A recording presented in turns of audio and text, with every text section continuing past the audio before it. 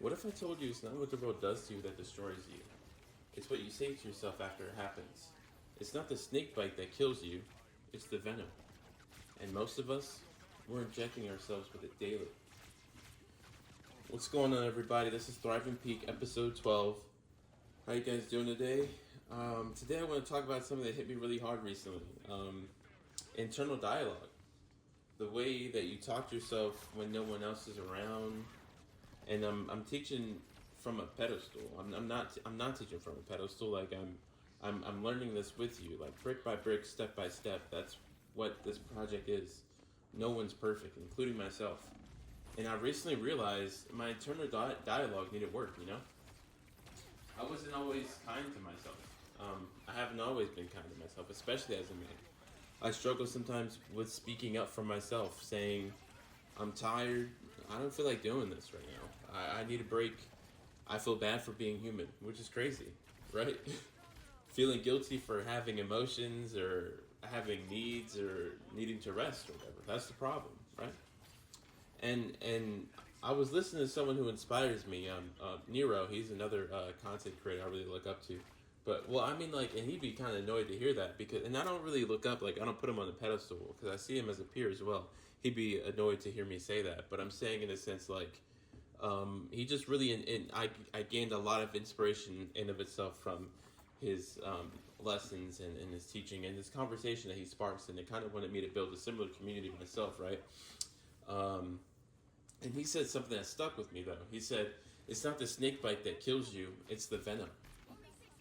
And the snake bite, that's the world, right?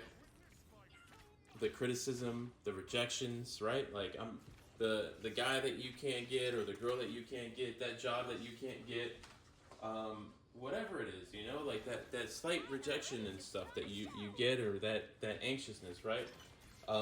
That's someone not liking what you said, that's being misunderstood, that's growing up in an environment where mistakes weren't allowed.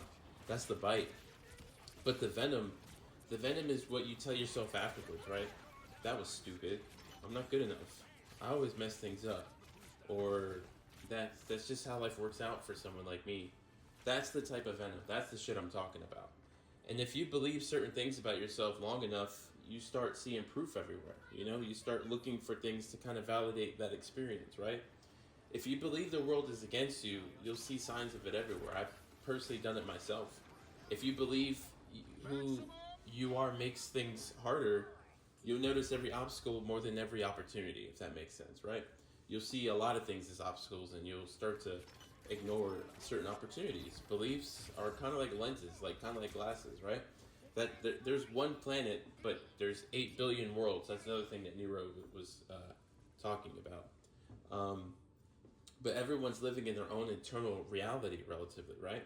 Only you know how tired you are. Only you know what happened at work. You know what I mean? Like, only you know what you're going through exactly, because only you exist in you've been with you 24/7 for your entire life. Only you know what you're carrying. But there's a big part that we forget. The person in front of you is living in their own world too. Like, put this down for an example, right? Let's say someone spills milk, right? And growing up in the generation that we have now, or the generation that not that we have now, but more so that we had prior to, right? Let's say someone spills some milk, right? In some households, it's like, hey, no worries, accidents happen, I get it, no problem. In others, it's like, the fuck is wrong with you? Like, same event, but different venom, you know what I mean? Some of us learned early that mistakes equal danger. So now as adults, we preventively attack ourselves. We criticize ourselves before anyone else can because we think it's a safety mechanism. But what protected you then might be poisoning you now, if that makes sense. You know what I mean? So let's switch gears a little. Let's switch gears, right? Let's say, let's talk about providing. You work all day, you give, right? You sacrifice. You show love through responsibility, acts of service. That's just another form of giving love, right? I can elaborate that at a later date, but like with the love languages and all that stuff, let me know in the comments if you'd like me to go in further to that. But yeah, acts of service, right? But by the time you get home, you're empty. you're out of gas, right? And let's say if you're a parent, right? Your child doesn't see the 8 to 10 hours that you gave to the world. They see the 2 hours that you're short tempered at home. From their world, they're like, dude, why is my dad being a dick? But from your world, you're like, dude, I'm exhausted, I'm trying. That's not evil, that's just miscommunication between two worlds, you know what I'm saying? And that applies to mothers too. I imagine, I was raised by women, so I can, I have like a certain, I was privileged to be at a certain viewpoint from these things, but women carry in the same way. They work, they go home, emotional labor, like, hey, I'm working right now, or expectations and physical exhaustion, and we rarely pause long enough to consider each other's internal world at all. And I've come to notice, and I've said this before, and I honestly do stand by it, but I do think that every action in this world is done from one of two places. I think love or cry for it, right? So, like, it was done out of love, or it was done for attention for it, right? Even in the darkest behavior, to be honest with you, it's often a distorted cry. Look at films like Taxi Driver and Joker. Those characters resonate with people who feel unseen, right? Unheard, discarded. It doesn't justify the harm or anything, but it reveals something. When people don't know how to process their venom, it spills outward. Carnage is often unprocessed pain. The world, I like to think of the world as kind of like contrast, right? Hot, cold, light, dark, masculine, feminine, sun, moon, good and evil. You can't clap with one hand. The problem isn't the contrast exists. The problem is that we forget we're on the same side. We're on the same spectrum. It's just two different sides. We act like we're enemies instead of opposites meant to balance. And balance starts internally. If your internal dialogue is war, your external world will feel that war. If your internal dialogue becomes compassionate, your external world starts softening. Just try it. I'm honestly trying it myself. The world is going to knock you down. That's the snake bite. You cannot control that.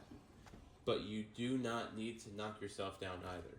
The world may knock you down 9 times, but you don't have to make it 10. You don't have to add venom to the bite. Just speak to yourself like someone worth protecting. Like you're someone worth protecting. Speak to yourself as if you were someone you love. Because if you don't, you start reinforcing that wound.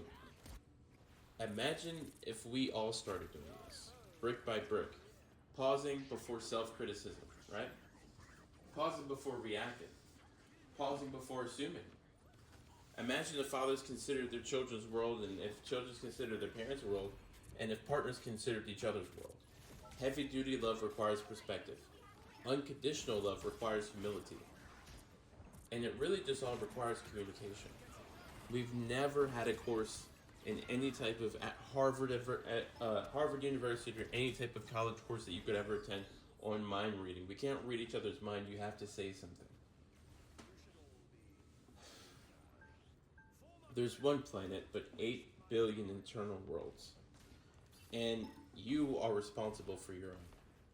If you focus on the good, more good follows. If you shift your internal voice, your external life shifts with it. I'm building this with you, brick by brick. I just got my first subscriber, and that means something to me. That's so amazing. I'm really grateful. That's purpose. That's alignment. So if this resonated with you, and you've been injecting yourself with venom, it's time to stop.